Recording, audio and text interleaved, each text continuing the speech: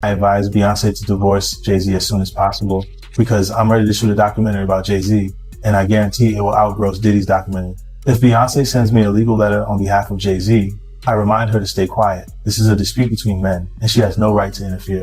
I have to let everyone see the true face of Jay-Z. Jay-Z and Diddy have been longtime friends, and their business dealings never stopped. He frequently attends Diddy's parties, so why do people think he's innocent? Jay-Z and Diddy got involved in the same case in 2024, where a victim claimed she was assaulted by both Jay-Z and Diddy. I remember Jay-Z saying these were all rumors and that he was defending Diddy. But ironically, Diddy got arrested in 2025. And there's enough evidence to count his crimes on one hand.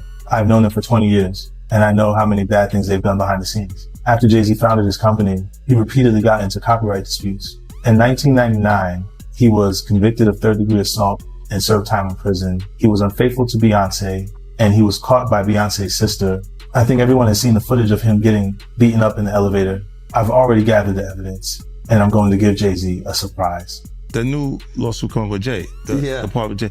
I go, oh shoot, like to us, black excellence, that had to be there. We getting tighter, you know what I'm saying? And united we stand, and ain't nothing else. Black excellence, they're sitting there like, yeah. It's the billionaire brunch. Like, I hate you, man. Unaware of anything going on here. This is the one time I'm gonna be with you this year.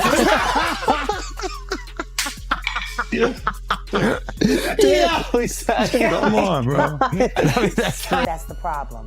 You didn't realize on Monday that every word that you said was going to be invalidated. For years, hip-hop's most powerful names weren't protected by innocence. They were protected by silence. 50 Cent's new documentary asks why that silence lasted so long around Sean Combs, Jay-Z, and Beyoncé. Hip-hop's most enduring controversies have been framed as isolated moments, but this documentary reframes them as a system, one where access, loyalty, and silence carried measurable value. As 50 Cent positions his film, the focus shifts from personalities to structures. Who benefits when narratives stall? Who pays when questions persist? And why do certain stories never advance beyond rumor? When patterns repeat across time and talent, at what point does coincidence give way to design? All of us and laughing and joking with each other. Then over the years, I see them giving garden parties. You understand what I'm saying? You could tell that the people in power had gave that reign to Diddy, and Jay was next in line. So to separate him, when in fact they may be two of the same, but because Jay-Z is low-key, that low-key sneaky shit, and Diddy is, and was rambunctious, you know, just out with it, it don't mean that they not two of the same. One just a little quieter with his shit. What happened at the basketball game?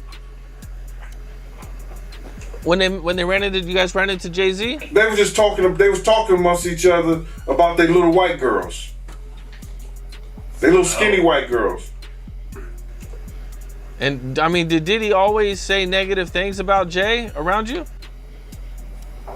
The time he was trying to get Ja Rule to go at Jay, yeah. He was. They worked it out. Was there a reason behind it? I couldn't tell you the reason behind it. It's probably because Big had died. I don't know what it was, man. I don't know why he wanted Ja Rule to go at Jay. I guess if he kept them beefing or kept them into some bullshit, he could rise up in between both of them. You know what I mean?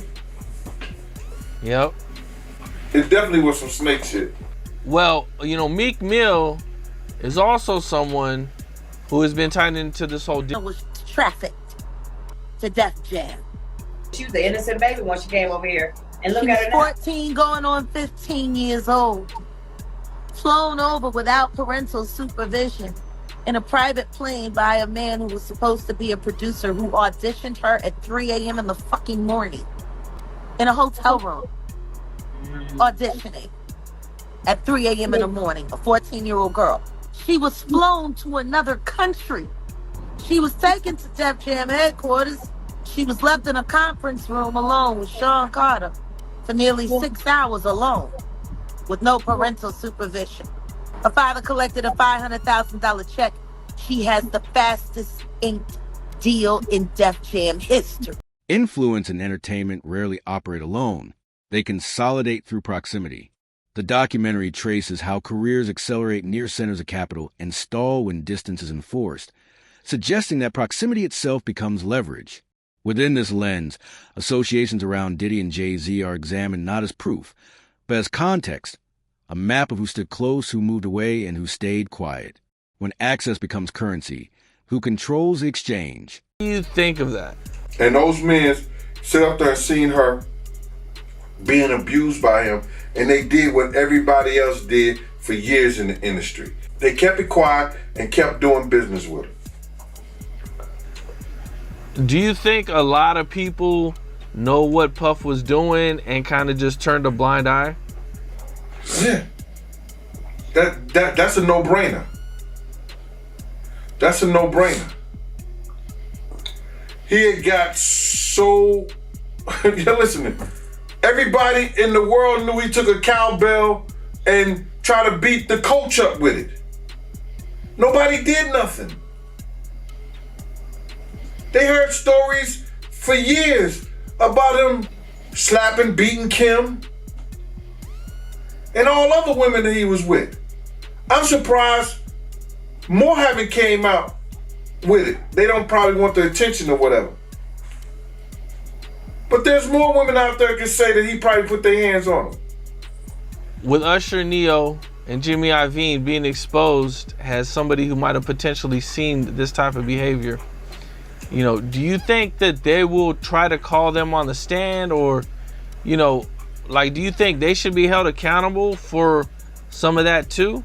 Well, I think that when you have situations like that and you in a room with somebody, you can't make them see anything when they come to the stand, because all they can just say is that I didn't see it. I was there. I wasn't looking in that direction. I don't know what really happened. All I know is Cassie was holding her stomach, bent over, throwing up. You know what I'm saying? Yeah, they'll say anything. Their lawyers will tell them what to say. They have people to teach them what to say in circumstances and situations like that. So Dawn, yes, she saw it. She saw that they were there, and they should have seen it too. She would have to describe when that happened. What did Usher do? What did Neo do? What did they say? Public silence can be restraint, but it can also be strategy. The film examines moments when high-profile figures decline comment, decline interviews, or let legal process speak first. Choices that shape public memory without adding facts. In media ecosystems driven by immediacy, silence can slow inquiry and redirect attention. When a loudest response is no response, what does that choice protect? Accused of. Well, when I first heard the conversation, when I first heard the allegations, I said to myself, that's 2000, that's when I was there. And so I got to read what was said and how it went down and everything like that. And then first of all, I start seeing some inconsistency. But I don't want to, criticize the victim or the person that said that they was a victim, but some of the statements and some of the things that I heard was incorrect. As far as I know what we did at that time. First of all, we did not use limousines. We used SUVs in 2000. You know what I'm saying? So when she said that it was a limousine that picked her up, or she went with a limousine driver, I was kind of skeptical and wanted to hear more about her story.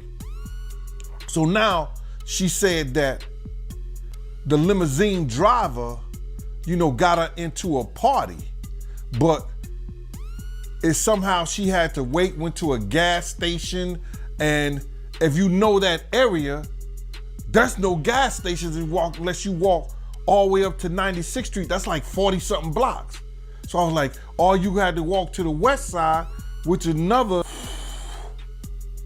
14, 15 long blocks. And then you would have to know where you're going to find that gas station because it's close to the West Side Highway. Unless she went all the way downtown, and then who gonna pick her up from that far away from the, the venue where she went to. So, and then she said something about that, the allegation said something about that she went with the limo driver. So did the limo driver drop Puff them off or Jay them off, then came back and got her, then take her to the party? It was just a lot of inconsistencies. I was like, yo, first of all, we didn't even use limousines. You understand? Bad Boy used SUVs. So I found those being real inconsistent on what the story she was talking about. And then for limousine driver who would know us, because our drivers didn't drive limousines, how you gonna tell somebody to get in the party? He had to go through security for that. And that just wouldn't have happened. A critical turn arrives as allegations enter the public record through filings, interviews, and sworn testimony, moving discussion from whispers to documents. Because he's the acceptable monster at this time, like R. Kelly was the last time I sat on this couch. So who's next? Y'all don't see the lineup? Yeah, we see the lineup. I'm just waiting to see who's next. Jay-Z is setting Diddy up. Why is everyone having such a hard time? He ain't doing shit different. He lined up D. Haven, stole his life and identity. He lined up Big L, stole his life and identity. He lined up Dame Dash, stole his life, identity, and took his love. Lined up R. Kelly. He wants to be the one. Yeah, shout out D. Haven. He actually hit us up, wanted to tell this story. You need to talk to D. Haven. Yeah, we need to talk to him. I told you that last year when I put you on the phone with him. You did. I want you to think about this. Allegedly, Sean Carter is responsible for enacting Hype Williams to put Aaliyah on a faulty plane to move her out the way as punishment for rejecting him, and so he could level up Beyoncé, who was struggling. Let's just say allegedly that happened. Now I want you to think about 106th and Park with Mary J. Blige. Free, who is a victim of Sean Carter. Yeah. Mary J. Blige, who is a victim of Sean Combs, are sitting there talking about the death of Aaliyah amongst each other. Think about that. You got a Diddy victim, you got a Jay-Z victim, and you got a superstar gone. They know what happened. And yet, they had to sit there and have that conversation like they didn't know who did it. Think of the power. Think about Claudia Jordan right now. Claudia Jordan don't ever mention my mother name. She mentioned it yesterday. Talking about why people are afraid to come forward. You mean like you? You was Diddy girl. Corey was Jay-Z girl. Why don't you claim your friend? Claudia. The documentary does not decide outcomes. It catalogs a transition from speculation to verifiable process. As records accumulate, timelines harden and contradictions narrow. When the record expands, which narratives withstand scrutiny and which require revision? Brother that has so much promise become an icon as far as in the music business and stuff that he did to turn around and just tear his whole life down.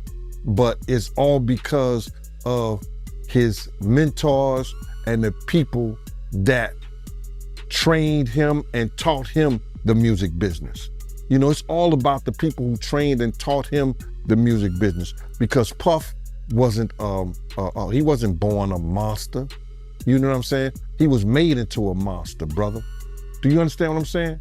He was made into a monster from the stuff that happened to him, the things that he had to do.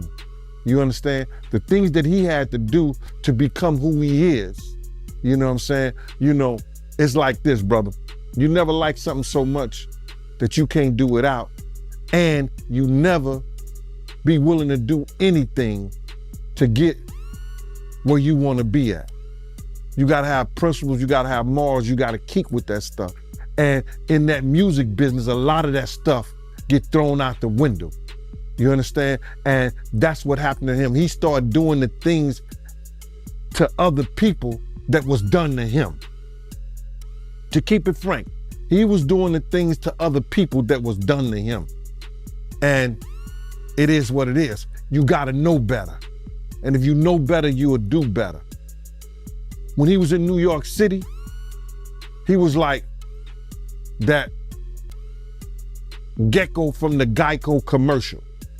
Then he turned and started going, when he lived in Cali and Miami, he turned into Godzilla. I would see him talk about how he using drugs. He was never like that. Smoking cigarettes, smoking weed and everything like that. He turned into something that you could consider a monster, bruh. Then he started doing things to people, you understand, that he learned. That's a learned behavior, bruh. Now, I'm not saying that he may have been doing a couple of things here and there with women, stuff like that in New York, but the things that they're talking about that he was doing, bringing in prostitutes to have sex with his girl and all that stuff like that, that was some crazy stuff to me, man. So I'm just looking at this whole thing, man, and you had asked me, and we don't have these conversations like most people. Legacy is not erased by a single claim. It is tested by how institutions respond to claims. The film places icons within their historical arcs, creative impact, cultural leadership, and philanthropic reach. Then asks how legacies absorb scrutiny without collapsing into defensiveness. In moments of challenge, does legacy invite transparency, or does it demand insulation? Guy with his lawyers and them and everything, his lawyers and them wrote that shit up, and now he presenting to the people like he wrote it. Everybody know that if he's stealing rhymes and he's stealing bars, I know that's your man, Mighty. But you know there's a lot of bars and a lot of rhymes he done stole from people. If he's stealing rhymes and he's stealing bars, he ain't write no letter like that for nobody and to nobody. I mean, Jay was paying homage, man, showing respect. Oh, okay, he was showing respect? Yeah. Well, I guess Tupac and Biggie showed the same respect too, right? Huh? Oh, you ain't got nothing to say about that. All right, okay. I guess Big L was showing respect too, right? I guess Cam them show respect too, huh? It's a lot of rappers, man. I guess Mace was showing respect too. It's a lot of rappers, man. They don't steal. Yo, Mighty, I'm finna blow you out the water. This nigga stole the whole song. I got 99 problems, and now he finding out a bitch is one. Come on now. He stole a whole song from Ice-T. Didn't give him the props on it. I know you're gonna cut this part out, but it's the truth. Let's get back to the letter. Now, he called the lawyer ambulance chasing and all that stuff like that. I think Tony Busby probably got a lawsuit against him now. You understand? Defamation of character, the whole 9 yards. So Jay gonna have to say, I didn't write that, my lawyer wrote that. But he came out like saying that he wrote it, like he was doing that. So he got him a defamation claim, defamation. I think Tony Buzzer got a defamation lawsuit against him right now. Against his character, this, that, and the third, the whole 9 yards. So as far as that letter is concerned, man, Tony Busby sent him a demand letter, award letter. All lawyers do that. He didn't go out the scope of what the information he had from representing his client. Now Jay-Z is sitting back, you know what I'm saying, going at him personally. Now, all this back and forth and this media stuff like that, 9 times out of 10, you usually don't find that lawyers going at each other in the media. They be doing that shit in the courtroom, but it makes for entertainment. And I guess we're being entertained by this bullcrap. Coverage shapes consequence. By comparing headlines, omissions, and framing across outlets, the documentary interrogates how media attention can amplify some stories while muting others. Editorial choices, what leads, what lingers, what never airs, carry weight. When coverage becomes uneven, who sets the agenda and who bears the cost? I want to say this to protect myself, that there's stories of Jay talking to underage girls. It was a girl from my block that was 16, 17 years old that Jay was talking to. If she was 17. So there's plenty of stories out there that they might flood the market of Jay talking to underage girls. I heard this kid that is claiming to be his son. His mother was 15 when she conceived him and had him at 16. And Jay refused to do a blood test or anything like that. And all of a sudden, when this has gotten real big and Tony Bugsby had taken the kid's case, the kid just got arrested for having a gun in his car, I think, like that. Did you hear something about that? That the kid got arrested for having a gun in his car, and when they go and watch the tape, somebody was planting a gun in the kid's car. Now the kid who never been in trouble to that degree, and now he's facing a case for a gun case for having a loaded firearm in his car. So, answer your question. There's plenty of stories. Ain't Beyoncé one of those stories? Isn't Foxy Brown one of those stories? Isn't that kid mother one of his stories? There's a lot of stories, bro. So that's what I say about it. Those who speak risk backlash. Those who don't risk erasure. The film examines a counter pressure, legal, social, and economic, without adjudicating their truth, focusing instead on the environment in which speech occurs. Fear does not require proof to function. It requires plausibility. In a system where consequences feel asymmetric, how free is any choice to speak? Anybody can come on this internet and say anything, right? And dude is getting a whole lot of attention because people are even calling me, asking me about him, you know, and I don't know him from a can of paint. He even mentioned my name, saying that I know what I know. I don't know what he knows, but I do know this, that it's only 3 people that had contracts with Puff and Bad Boy. Me, Wolf, and Paul Offord. If he didn't come through Paul Offord Security, Green Gate Security, he didn't have a contract with Puff. Because anybody who worked for Puff, other than me and Wolf, came through Green Gate Security. That was Paul's security thing. Especially at the time that he was saying that he worked for Puff. Or Puff offered him $30,000. Now, anybody knows this, that Bad Boy took 50% of all this artist publishing, right? 50% of all the artist publishing straight out the rip. Then Puff gave Big $200,000 for the rest of his publishing.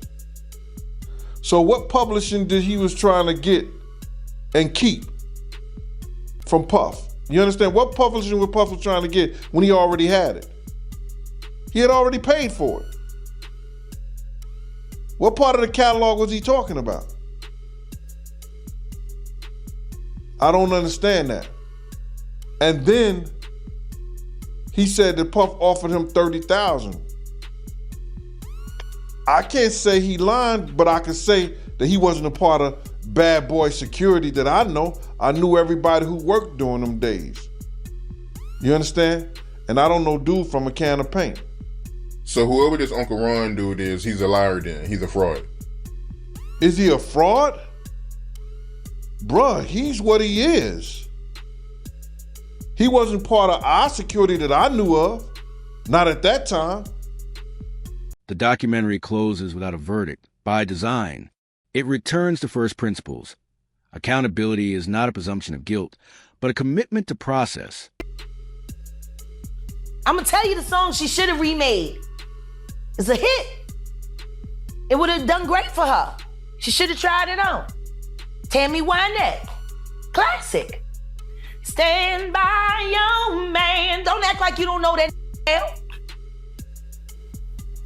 Remake that. Stand by that. That's a real country hit. Jolene, nice.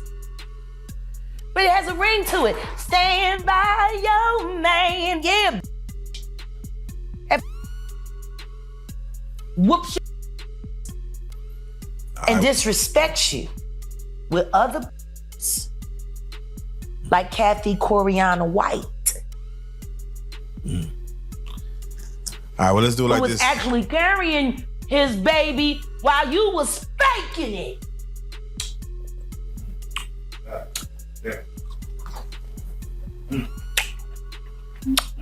Why your husband don't want to put his seed inside of you?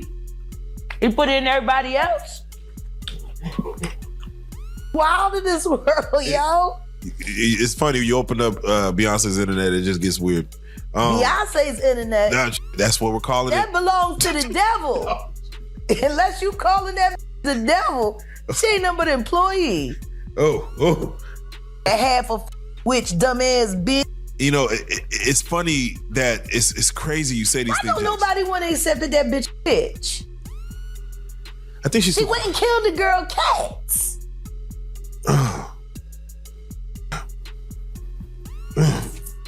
Okay. A girl went to court and charged her with extreme witchcraft.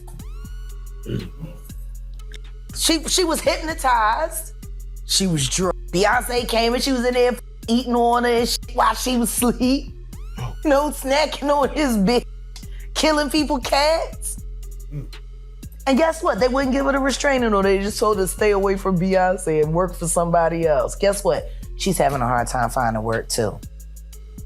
Which is interesting because she's a brilliant musician and she was trained at the esteemed Berklee College of Music. Handpicked by my very good friend, Terry Lynn Carrington, Dr. Terry Lynn Carrington, who put together Beyonce's entire female band, which was Matthew Knowles' idea because he couldn't get Beyonce to stop people. Guess you didn't know your daughter well enough because she just started all the girls. Impulse control issues? I don't know. I'm saying, Sean Carter, you're a piece of shit. Taking Pimp C wasn't bad enough. You just want to go down there and you want to just remove all of the balls from every real gangster in Houston. As institutions investigate and courts weigh evidence, the public faces its own responsibility to resist shortcuts, to separate rumor from record, and to demand clarity without cruelty. If power thrives in shadows, what does it owe the light?